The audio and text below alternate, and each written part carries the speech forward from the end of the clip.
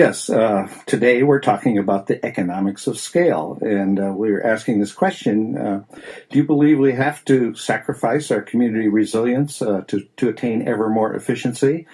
We definitely want to hear what you think on that subject, and call us please on 415-663-8492, or tweet us on Let's Talk on KWMR.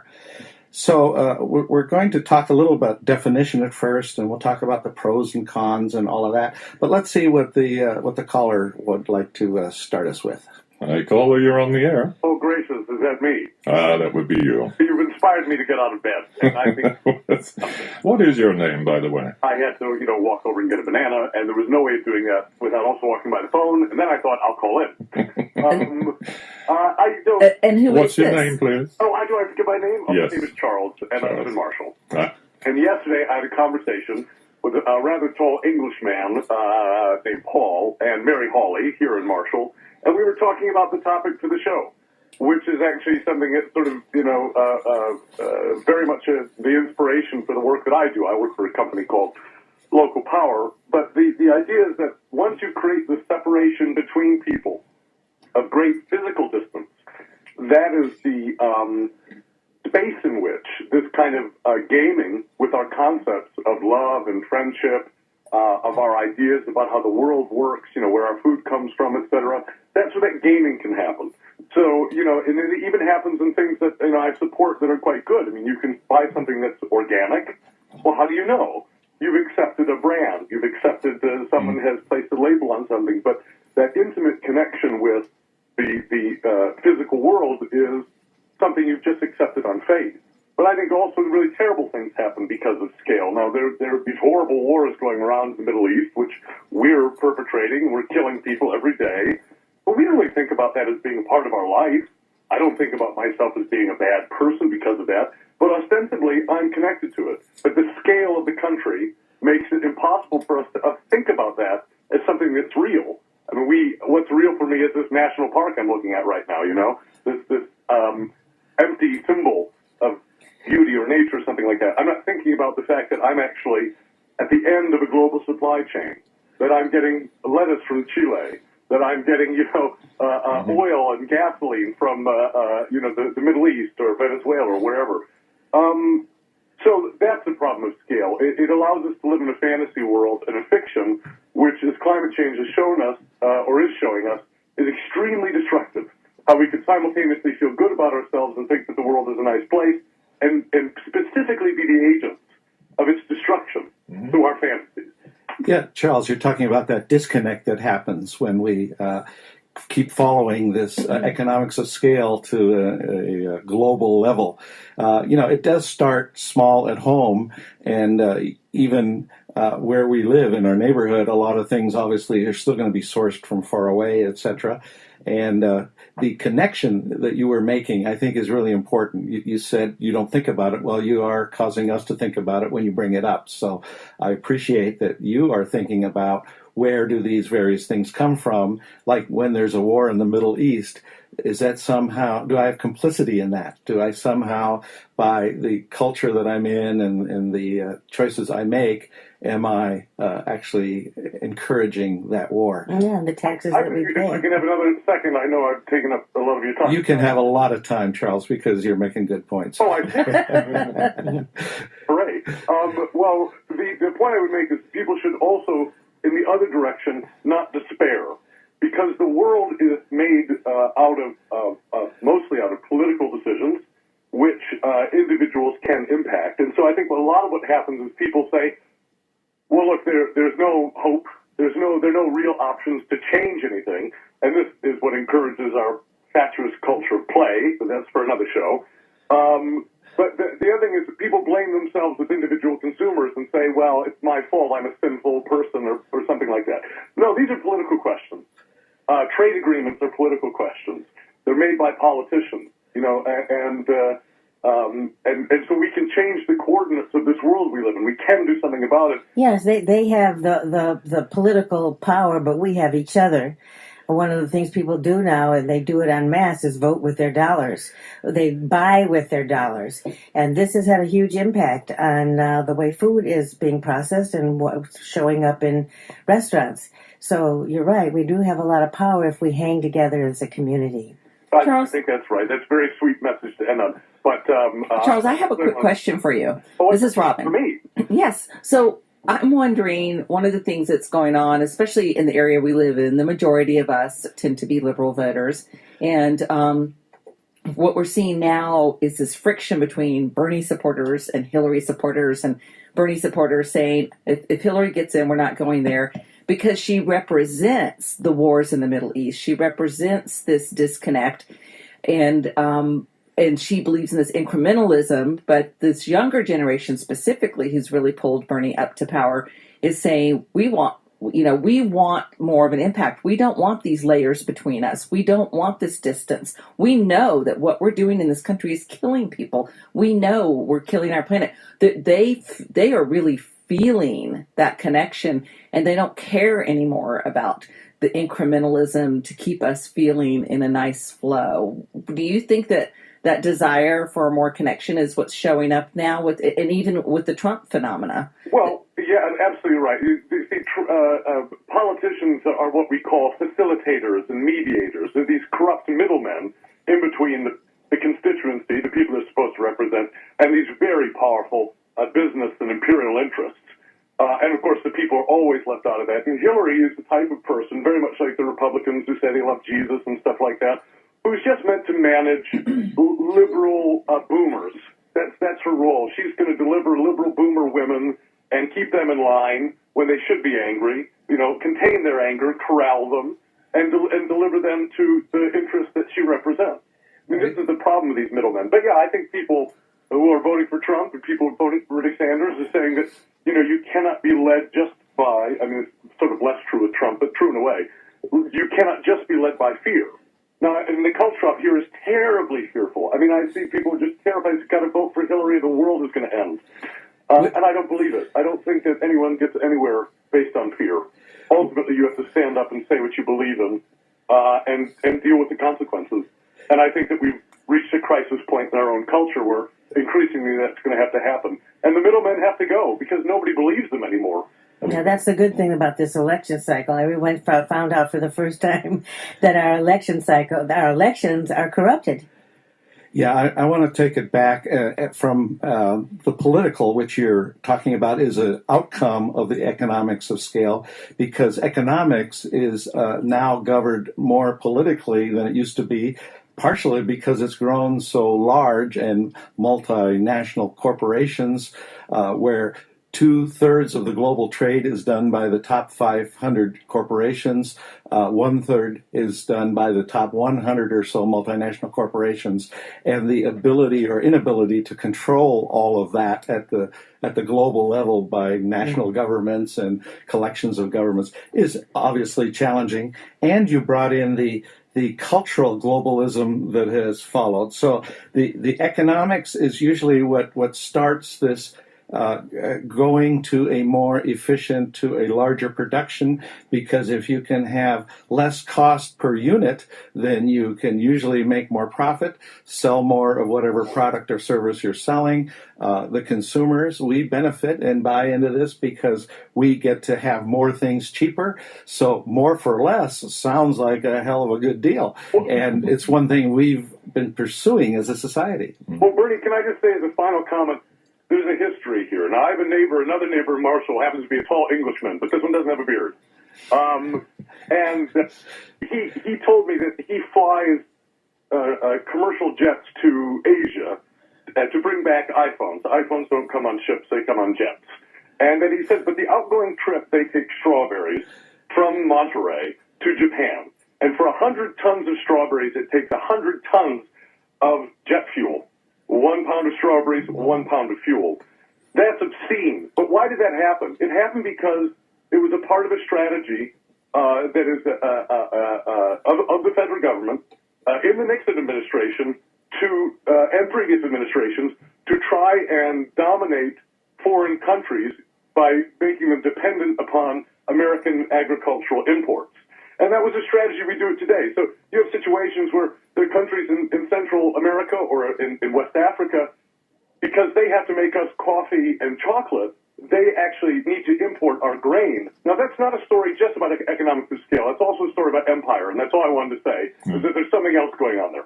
Well, thank you, Charles, for getting us off with a lot of exciting concepts. Okay. Yeah. Well, have a great show, guys. Thank you, Charles. Thanks. I'd like to go along with part of what Charles was talking about. Yes, the U.S. is the most controlling of all of the nations in this effort because of its relationship to those corporations and stuff. But what set a lot of this in motion, of course, was technology and energy, and the invention of the internal combustion engine, the assembly line, the Henry Ford model. The idea that through automation, through standardization, through specialization, you get more automation and you get a bigger industrial model than when you're at that local scale. It's those technologies with the cheap energy. And the cheap energy and the communications now have grown to favor this ever more, because the cost of shipping now is at least half of what it was in the 1930s. With the kinds of container ships we have and the automation of the loading and unloading, all that, shipping is almost irrelevant. The cost for these products that is attributable to shipping is so low that it encourages finding where on the world you can get the cheapest labor, or where you can buy that mineral or that chemical or that fuel the cheapest. That thing that's happening now of sending chickens to China to have them processed and then ship them back. I mean, that is astounding to me. I mean, chickens.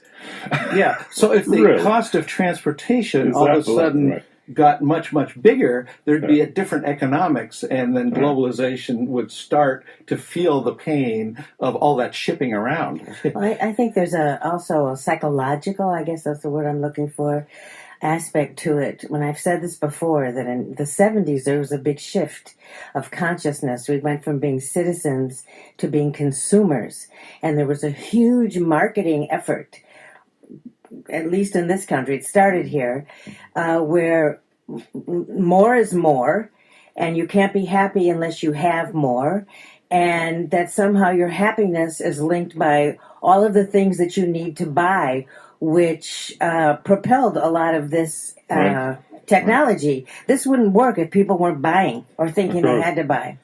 Yeah, we're seen as consumers and customers, right? Not as citizens so much anymore. Well, that example of the chicken is great. Another example is of a car like Daimler-Benz E-Class. The cable sets come from Mexico, Portugal, Australia, Slovenia, and Bulgaria. South Africa delivers the exhaust pipes. Malaysia and the Philippines deliver the circuit boards. The wooden parts come from Romania. The glass comes from Canada. The fans come from Spain. Sheet pressing parts and air shrouds come from Italy. France does the components for cooling and heating systems. The U.S. does the sound systems. Japan does the climate compression, the radio, CD changers, and the components for the navigation system. Wow. So all these products, and we with the iPhone too, they're so complex that they get all of these pieces from around the globe, which are long supply chains, but they're all built on the cheapest that you can get that component, either mined and put in a form that you want, manufactured, or assembled with slave labor, essentially. And the IMF and the other guys have had a big part in that, in forming all those relationships, forcing other countries into bankruptcy and then forcing them to accept loans that have all these riders with them, that you will supply us with whatever element it happens to be in your soil. Well, it is a slave economy. It's basically, empire, as Charles was saying. When it's more than just capitalism, because capitalism actually indicates there's some level of fair play. That it's every man for himself, whoever can make the most money. Right. This is not fair play. This is slavery, and it's empire, and so that's something that's very, very difficult to conquer or stop. I mean, it's at a political level. So even as Bernie was saying, when you have transportation, what happens too, I'm just saying transportation, even if oil prices went up and transportation prices went up, I still don't think it would make a difference, because it's a totally rigged game. in terms of trade agreements and forcing others to act as our slaves or bankrupting countries of their resources. Yeah, no, part of it is all of the technology, including like telecommunication costs are now 1% of what they were back in 1960. So we've really allowed with the internet the kind of coordination and the logistics and all of this stuff.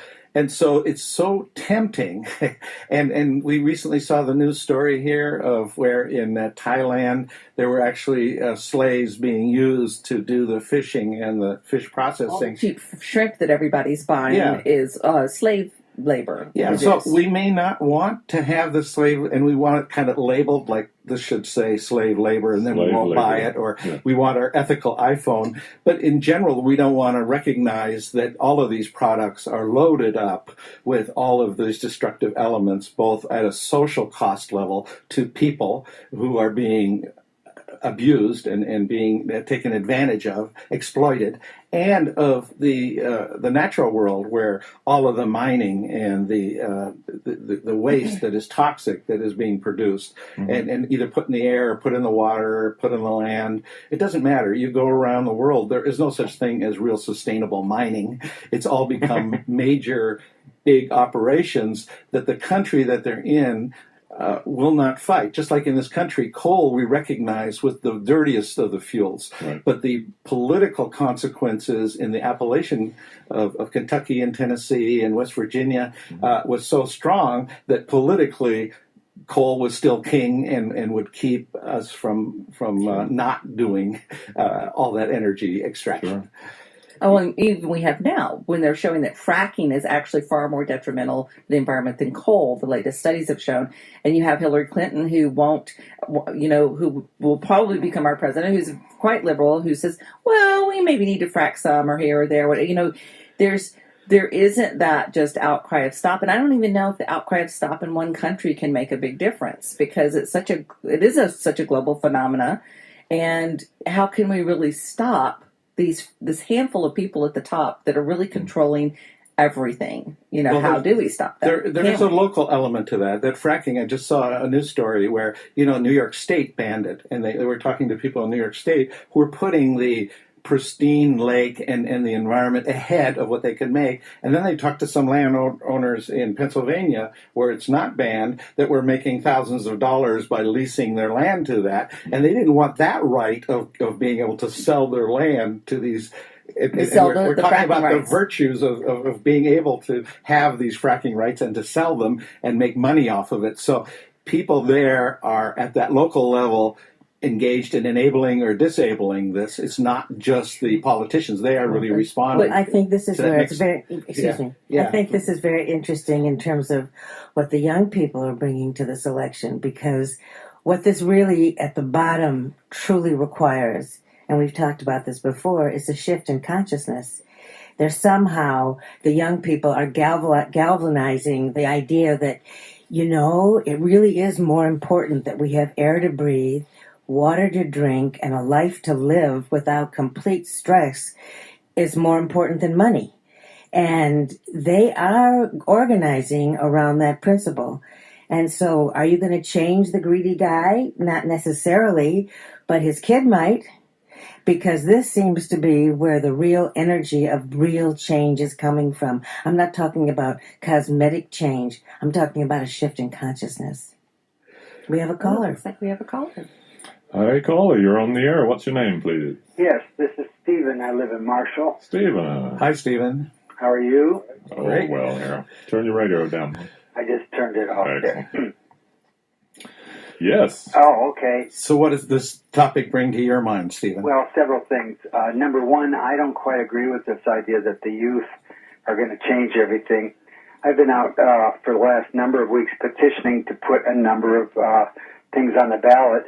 And I have found that between the age range of, say, 25, 35, largely uninterested in what I was doing, not interested in signing, actually looking right through you, not even recognizing that you're there. So that wasn't so encouraging in terms of that demographic. Maybe they're not Bernie supporters, but there are a lot of people out there that are apolitical. Well, I think they're apolitical because they have given up on the traditional political system. They're more interested in forming a new way of doing things, from entrepreneurship to governing. So I don't think it necessarily means they don't care. It means they don't care in the traditional way. I didn't get that message. Maybe somebody could rally them on a different level. Well, there's no them. We can't generalize about youth. They reflect a diversity that we old folks do too, I would say. Absolutely. Yeah. I just want to plant one other seed in the conversation, and then I'll take off. And that is, I think we've come to a place in terms of the world economy that people actually have to buy. If people stop consuming, then there would be a worldwide collapse economically, and the difficulty is how to wind that down, because it's destroying the planet, obviously. But if people stop consuming, then people stop working, and if people stop working, then nobody can put food on the table, given the fact that we have billions of people, 7 billion, and we're expecting 2 billion more by 2060. So I just wanted to plant that. I don't think we can stop consuming. I think, Stephen, you're right. We're hooked on this system. I mean, and the idea of winding it down, I don't see that happening either. Me neither. I ultimately believe that we need the collapse to solve this problem. And I think what we need to be doing now is talking about how to get ahead of that curve in our thinking. So when collapse happens, we don't say, oh my God, we got to go back, return to that system that just failed, and have ourselves prepared to welcome that. Well, I don't know how you feel about collapse, but I see collapse, meaning the death of hundreds of millions of people. Yes, it will be. It will be. Okay, we're on the same page. Yeah, we are. And unfortunately, with the 7 billion on the planet right now, there has to be a change, and it's going to be catastrophic in terms of numbers. But in the end, I think that the extinction of our species would be worse than a large population die-off of our species. Okay, thank you. Thank you, Stephen, so much. So one of the things that Stephen raises is that, we're hooked into the system. And of course, there are so many benefits of economies of scale. When you take an economy class, the first thing you learn is that there's a curve. The cheaper you can get it, the bigger the demand. And so we all are into that economic model, and I don't think we're going to give it up. Right. It's part of the problem is that a lot of the costs have been externalized.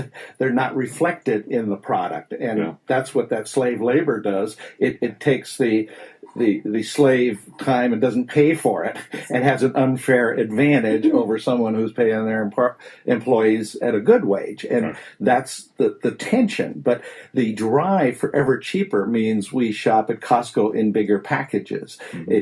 I'm not trying to say I'm above all this. I'm definitely an example of this.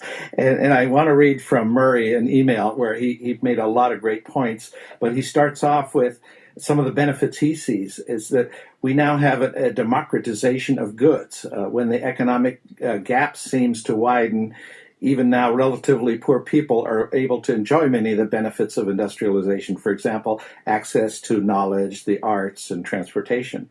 He sees that increased opportunity as wealth has made class background less binding to a larger percentage of the student bodies at major colleges come from middle and lower classes now.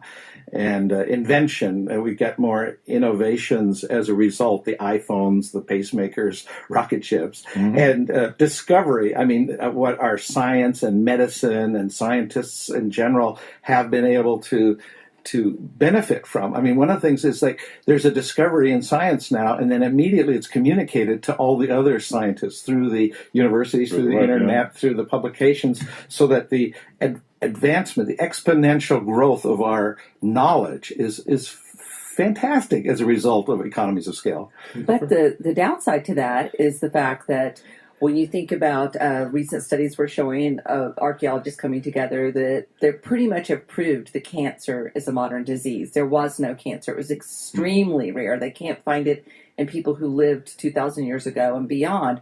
And so we keep having these amazing discoveries and medical discoveries because we're poisoning the hell out of ourselves and we're making ourselves sick as heck, and our environment's all screwed up, and our kids have low testosterone and low fertility rates, and the teen pregnancy rate is not dropping because everybody's stopped having sex. So you have to go hand in hand with, like, yay, we have these discoveries, but wait, the root cause of why we needed it is that we're poisoning ourselves and the planet. So there's kind of that double-edged sword there. Well, you're so right. I mean, in addition to the benefits are all of the negatives you're starting to touch on. I want to go back to just the medicine that you brought up. I mean, through economies of scale, we now have the CDC in charge of what drugs are available to us. This is all national scale now. And then Obamacare, if you will, and other drug companies operating at a national level. It's no longer local medicines. What does the shaman say? Right. What is the herbal medicine coming from some other disciplines? We've lost the ability to have diversity of approaches to health, and it's all become very medicine professionalism. But one of the things that the points Big money. that Marie made, or that you were making, Bernie, is that all of this open source information being spread out, but it's not being spread out in Big Pharma. And Big Pharma, their whole, in the days of yore, when we would try to find a cure for smallpox or polio, it was, here it is, and here we want everyone to have it. Now it's a big business. And it's held in the hands of industrialists, not in the hands of Healers. pure healing, academia, open source.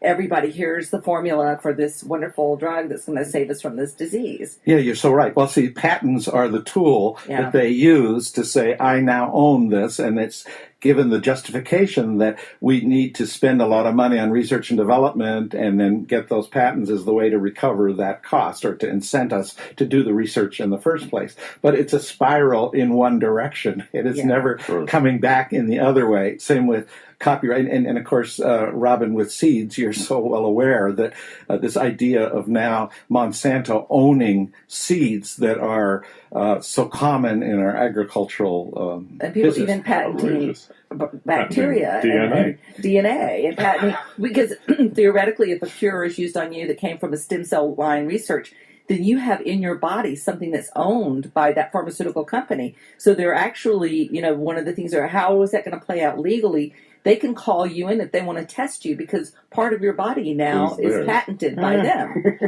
So before we started our break, we were starting to talk about some of the cons, some of the negatives of this globalization.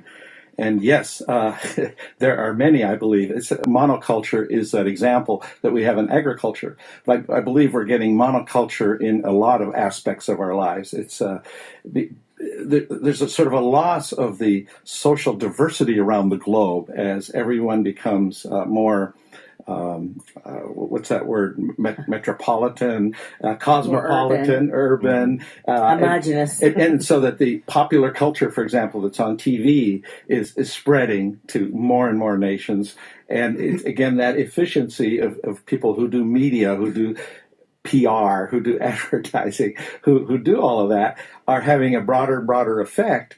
And we're losing languages, because we're standardizing on English or translators at the UN, where everybody can understand what everybody else is saying in their own tongue, and it's sort of like that homogenization. That's a real negative. Yeah.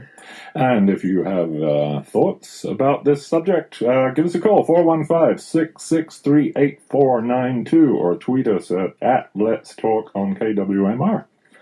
Well, one of the things that Steve of Marshall brought up was talking about how we, what happens if we stop consuming and about collapse. But changes in consumer patterns have made things like organic, which was fringe, become more demanded. It's something like 97% of Americans would prefer their food to be organic.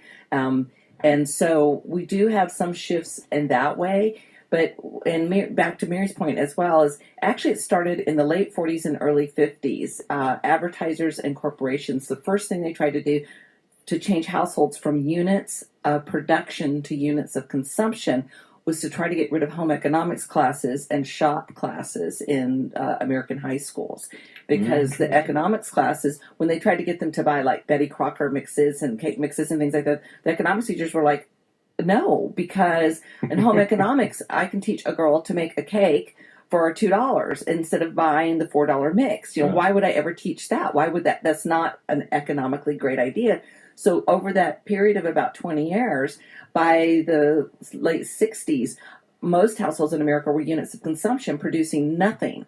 Whereas 15 years earlier, people made their own clothes, they made their food from scratch. You know, all of these things that people could fix their cars. So you weren't dependent upon being forced to have to buy your clothing and take your car in to get it fixed and those kinds of things. So, and that's also the whole thing with cars, as Paul and I both know, being a little bit of car nuts, that, you know, modern cars can't be fixed on without the computer code key and specialized equipment. So more and more it's distancing us from the things that we do own and take care of, being able to even have any control over that. Yeah, we definitely are losing those skills that our forefathers had. Well, and even if we had the skills, we can't use them on the things we have. Yeah.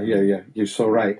And, you know, the corporations that are narrower and narrower that are owning these product categories or whatever on a global level, they have a tremendous amount of power, and they overpower local governments and smaller countries. And so they're power out of control means their interests for their stockholders or their long-term self-interests of the corporation supersede those of us, the consumers and the stakeholders in having these corporations. And that's what these trade agreements are about. These trade agreements override the laws of nations. Yeah. They override the trade agreement. If something happens and a country has a law that says, you know, we're against fracking, that can be breaking a trade agreement because it messes with somebody's ability to make money. And so the international trade agreement overrides national and local laws. Not to mention that it overrides natural law. Exactly. Yeah. So even those of us who want to pass laws in this country to help nature,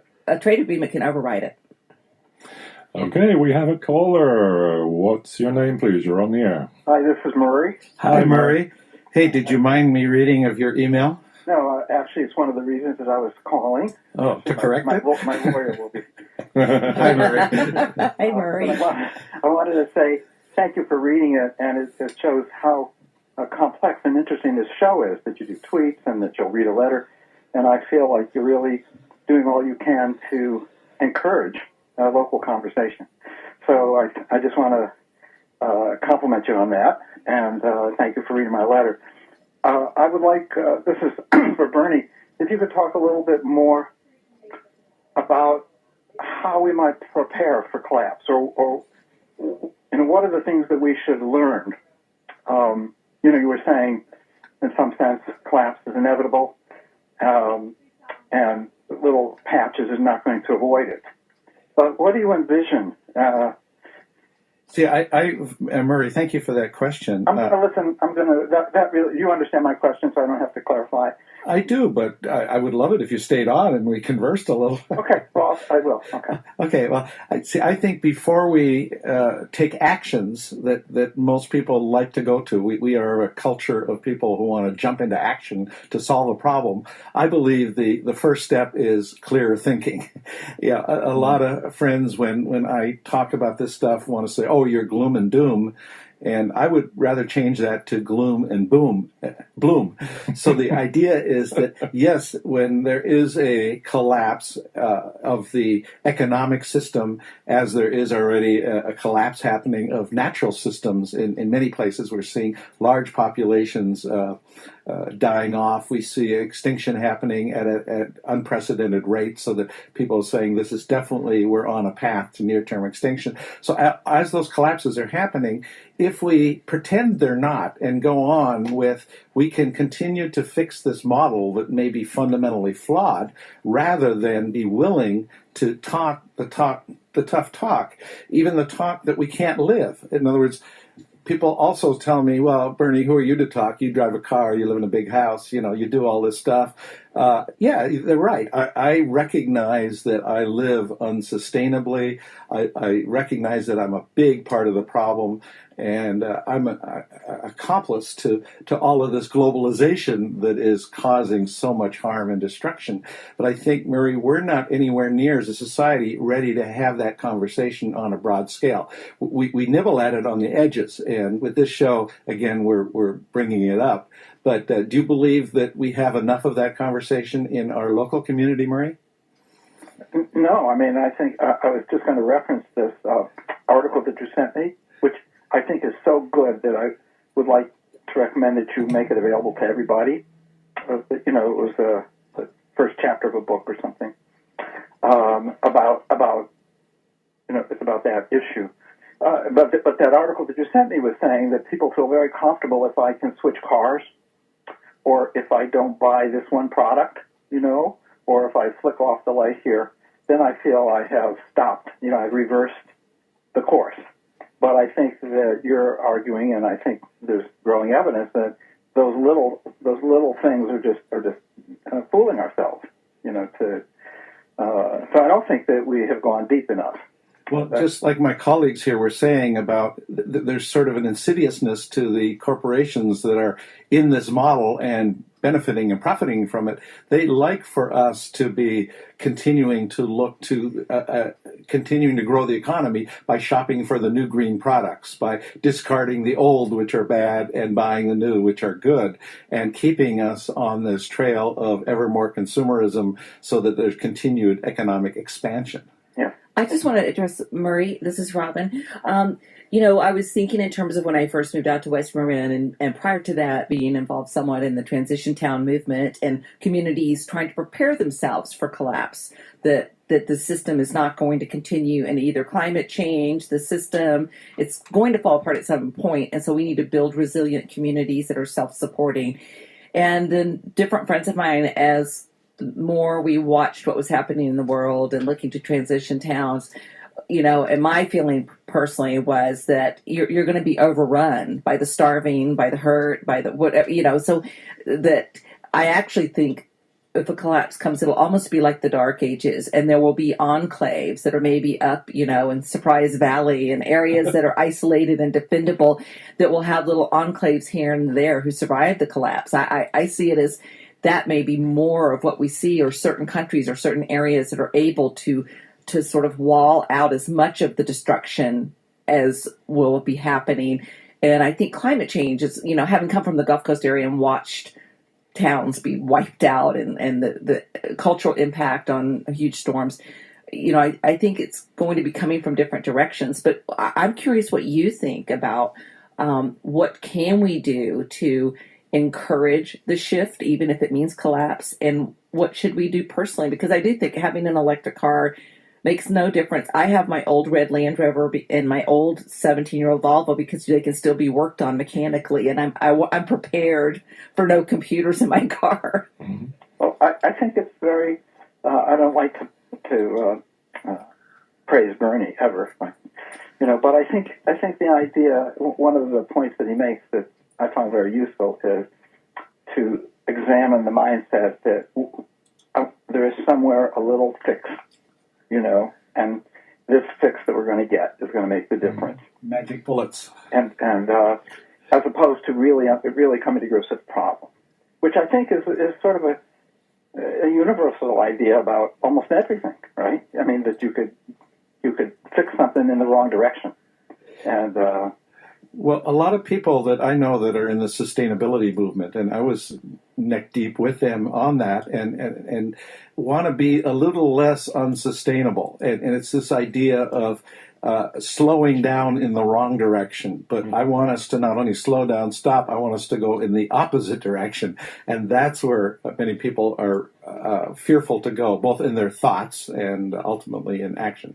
Yeah, and I guess that my question is if I go beyond the simple thing of, a car that has a few more miles per gallon, right, and feel that I've done it, but also come to grips with, let's say, the problem is really big, the ocean, for example, scares me, what's going on in the ocean, then is the choice between hopelessness, we're doomed, it's all over, and in which case I have a personal response to that, that I'll enjoy myself, try to get my grandkids and, to enjoy themselves if it's lost. But if it isn't lost, that was my question really for, what is the preparation? What should we be doing? And I don't mean the little fixes. But if you see an economic collapse will happen at some point. When it happens, you have two choices. Some people want to jump off the Golden Gate Bridge because they feel their lives are over, their stock portfolio just hit zero, and they don't know what to do anymore because they only know one model. And then there are other people saying, yay, stop all that industrial civilization stuff. Now we can finally get back to really local living, radically local living, because the default is when things collapse around us on that global scale, we'll still have each other. And to the degree that we've built good relationships in this community, to the degree that we can call on each other and help each other, and just being mentally ready to accept that state as opposed to staying in a coma, that then we can have a chance at a future that's completely different and actually cheer the fact that the big industrial giant has been killed. I guess I'm a little more doom and gloom than Bernie, because I feel like we are very naive if we think, okay, our community's all ready and we're going to stay not ready. But let's The just community say, could be underwater. but let's just say a community gets all ready. Part of the getting ready is you're going to be overrun by the starving, shocked hordes that didn't jump off the bridge. You're going to be there. I think it's going to be, I think isolated communities that have already pulled out, and are maybe living in an indigenous communities that may survive this or will have a better chance of surviving it. I think it may be more dire than nature is resilient, and and resilient can mean I'm going to go wipe out that town so me and my family can have all the food. I'm going to kill everybody. There's no doubt that there will be a lot of non-law and order. People taking. Maybe this is because I'm from the South. I just think you're right. Rape and pillage, and you're right that will be one consequence.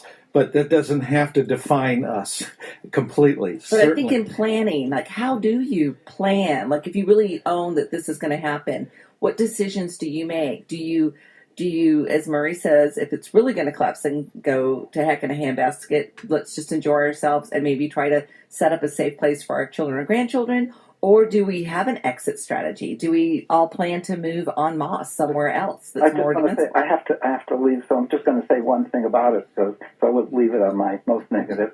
That I think doing something like rethinking what civilization is, or Bernie has talked to me about rethinking what education is and learning, may be what we're supposed to be doing.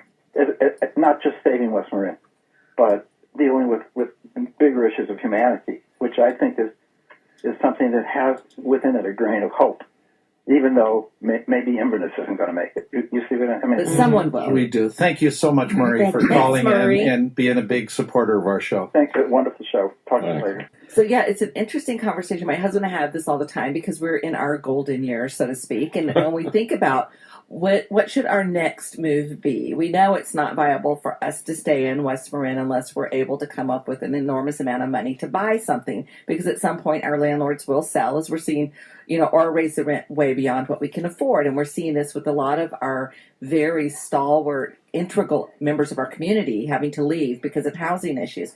So then we think, well, do we just move a little further north to our friends in Healdsburg or to Sonoma, or do we make a big break and go, where's a defensible place? Well, it's a tough call for everybody, and I don't know that there's any perfect place to live. And we have a caller. You're on the air. What's your name, please? Melinda. Hi. Hi. Hi, Melinda. Hi there. So back to supply side economics, which was, I think, the topic. Yes. I just wanted to point out something. It's sort of like the Green Revolution, Monsanto, the takeover of the New World Order kind of thing. Yeah. I was in a dentist office and happened to see this thing in National Geographic about how the big agribusiness corporations they're just bulldozing all these small sustainable farmers without even telling them first, and because they're going to make a breadbasket out of this middle of Africa, and they're going to grow rice, corn, bean, and one other grain.